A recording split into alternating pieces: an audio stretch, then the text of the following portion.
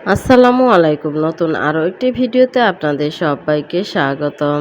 হজরত মুহাম্মদ সাল্লাল্লাহু আলাইহি ওয়াসাল্লাম, যিনি প্রায় ১৫০০ বছর আগে বলেছিলেন, সব সুন্নাহর মধ্যেই ভালো দিক আছে, যেমন খেজুর, জমজমের পানি, মেথি সহ আরও অসংখ্য কিছুর কথাই বলেছেন। এর মধ্যে নবী পাক সাল্লাল্লাহু আলাইহি ওয়াসাল্লাম বলেছেন, তোমরা যদি মেথির উপকারিতা জানতে তাহলে স্বর্ণের দামে কিনে নিতে। সুবহানাল্লাহ। আপনারা কি জানেন মেথির বীজ কিভাবে খেলে সবচেয়ে বেশি উপকার পাওয়া যায়?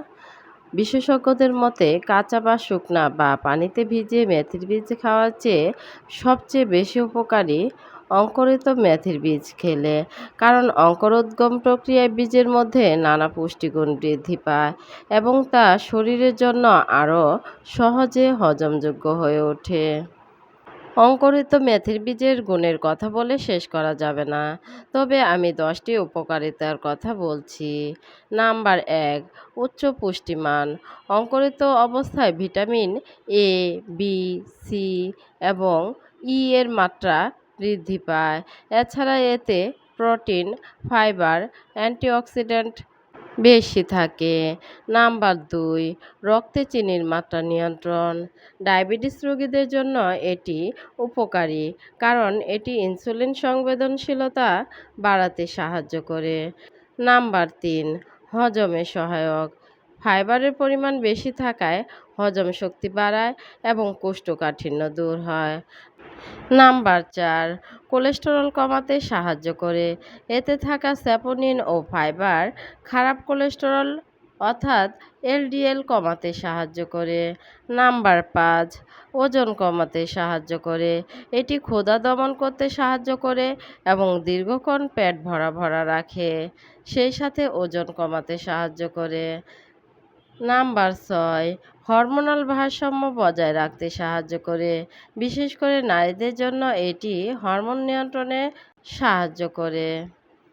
নাম্বার 7, চুল ও ত্বকের জন্য ভালো। অঙ্কুরিত মেথির বীজে থাকা অ্যান্টিঅক্সিডেন্ট ও ভিটামিন চুল পড়া রোধ করে এবং ত্বক উজ্জ্বল রাখে। নাম্বার 8, দুধ উৎপাদন বাড়ায়। প্রসূতি নারীদের জন্য এটি একটি দারুণ উপকারী খাবার। প্রসূতি মায়েরা বুকের দুধ বাড়াতে প্রতিদিন মেথির অঙ্কুরিত বীজ খেতে পারেন। নাম্বার 9, কখনো হৃদরোগ হবে না। মেথি হচ্ছে আল্লাহ তাআলার অসীম নিয়ামত। যারা প্রতিদিন মেথির অঙ্কুরিত বীজ খাবেন তাদের কখনো হৃদরোগ হবে না। আর যারা হৃদরোগে আক্রান্ত রয়েছেন তারা প্রতিদিন অঙ্কুরিত মেথির বীজ খেলে হৃদরোগের ঝুঁকি অনেকটাই কমে যাবে। নাম্বার 10, হাড় ক্ষয় রোধ করে। যাদের বয়স 40-এর উপর তাদের প্রায় প্রত্যেকেরই হাড় ক্ষয়ের মতো সমস্যাটা রয়েছে।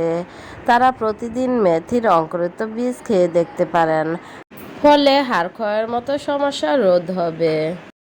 চলুন এবার জানি অঙ্কুরিত মেথির বীজ কিভাবে খাবেন।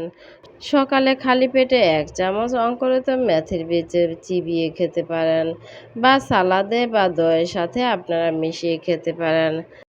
চলুন এবার জেনে নেই অঙ্কুরিত মেথির বীজ কিভাবে তৈরি করবেন। প্রথমে আমি এখানে পরিষ্কার মেথি নিয়েছি, আর এখান থেকে আমি একে একে 4 চামচ পরিমাণ পর্যন্ত মেথি নিয়ে নিচ্ছি।